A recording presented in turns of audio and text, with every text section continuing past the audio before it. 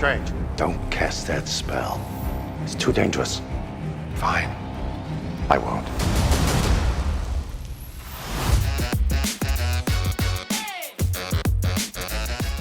Spider-Man No Way Home is indeed turning out to be the biggest film of 2021. I don't know whether you find a way home or not through this movie, but you certainly find yourself going back to a cinema and enjoying the whole pleasure of being in a cinema and watching this movie in IMAX. So yes, Jagu and I went first day, first show for a film for the very, very first time and have waited for you to catch up, because anyone who loves Spider-Man by now should have most certainly seen the film. However, in case you're worried about our review having spoilers, no, we have been instructed by very, very dear Marvel heads to not do so. So we're going to give you a spoiler-free review.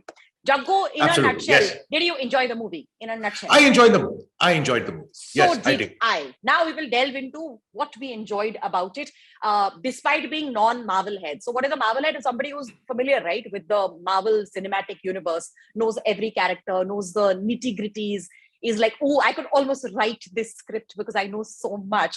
We're not those people. No, we're not. But this movie is still meant for everybody. It is. No, so you go there, you enjoy the special effects. The actors are great, so the acting is good. Yes, it is fantasy, so there's going to be a bunch of over-the-top stuff, but that's what you expect. And nobody said that's not going to be there. It is 100% there, and you enjoy every minute of it. Absolutely, you do. No, Absolutely so the action is amazing. So $200 million budget. I'm sure there was more added later on, but you see where that money goes, because obviously the special effects are outstanding. Then you see the cast, like itne sare super villain ek film mein, and all of them are like such famous actors that you know that a big chunk of the money would have gone to the actors for their payment.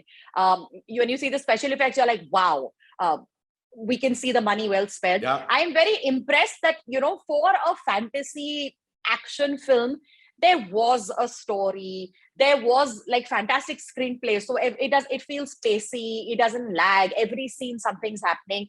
The script is also entertaining. It makes you chuckle, it makes you smile. And it was nice to watch it in the cinema because there were a lot of like Marvel heads around us who were like, whoa, and all of that, and it made it more exciting. So that was the point, right? When half the audience was going, whoa, and you were like, kya hua? And then there is context that you should have known, but you don't necessarily know that because you're not following it bit by bit. So I think there is a little bit of regret that we haven't followed it literally movie by movie so that we know. Now, look, if you're not a Marvel head, you need to have some context. Yeah. There have been a lot of Spider-Man movies, okay? Starting from 2002, Tobey Maguire, very simple, Spider-Man 1, 2, 3. Okay.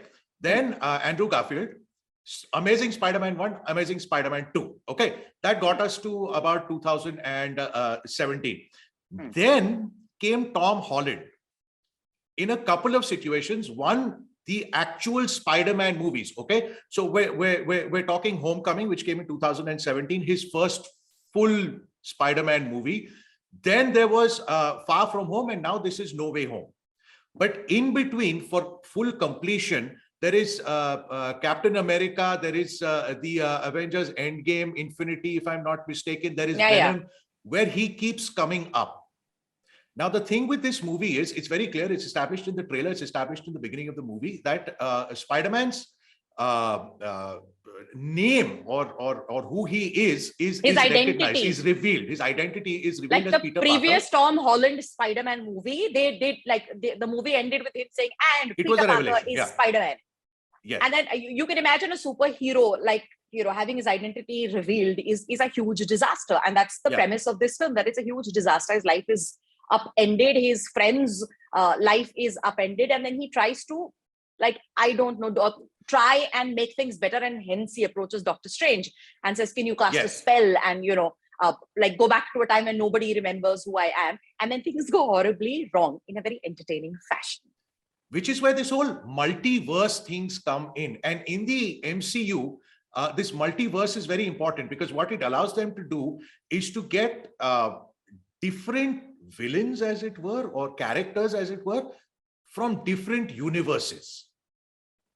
So that's essentially what happens in this movie. You're seeing a lot of villains, far more villains than you would see in a regular Spider-Man movie. So there's Dr. Octopus, there's Green Goblin, there's Sandman, there is a Lizard, there's all of Electro, that. yeah. Electro, because they're all coming from different universes, and then the movie proceeds from there.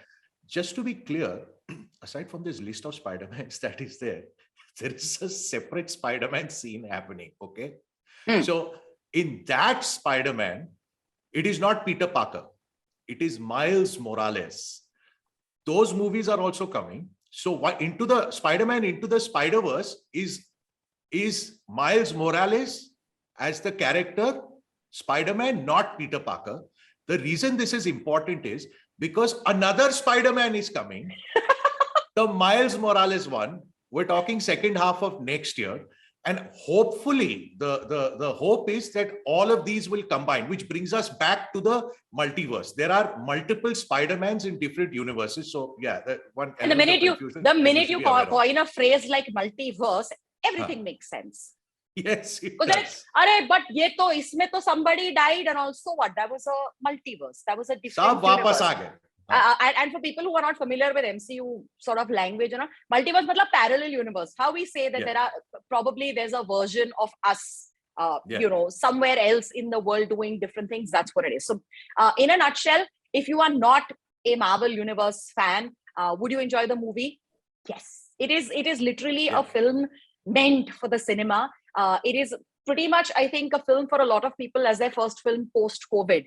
And to risk wear the mask and all and then watch that movie, it's still worth it. Money well spent. They really know what they're doing and it's thoroughly enjoyable. But as Jaggu said, you will enjoy it 1,000 times more if you're just familiar with the movie. So at least see the previous 2 Tom Holland films. At least read up on it a little bit so you have context. Or alternatively, do what we did. We took a 25-year-old with us who was like, y'all have to review it. You have to watch it now. And he sat in the middle of us and sort of explained things a lot later. Hopefully, we have not given away anything. Marvel heads, for whatever reason, say you didn't get tickets or you were ill or you were stuck at home and you haven't been able to watch the movie, you will not be disappointed. No, you won't. You will not. It is everything you think is going to happen in the movie and then some. So on a scale of 1 to 5, Jaggu, what would we give this film? I want to say 3.5. Because I'm not a Marvel head. Rating across the internet is 4.9. So yes, I agree. And those are people who are far more into the MCU system than me. My point is, anything over 4 for me is a movie that I will remember for many, many years.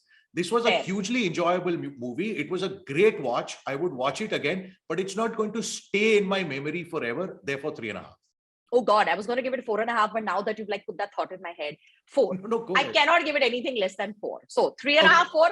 Average rating of 3.75. We know you're going to argue with us about the rating. Please do so in the comments. Tell us what you thought of Spider-Man No Way Home. Did it disappoint you? Did it excite you? What did you think? Let us know in the comments. Remember to like this video, share it with like-minded people, and if you become a subscriber, it really, really makes us feel good. So please do it. Subscribe, bell icon on, and have a lovely day. We are Jaggu and Tarana. Thanks for watching. Okay, bye. Bye-bye, Butterfly.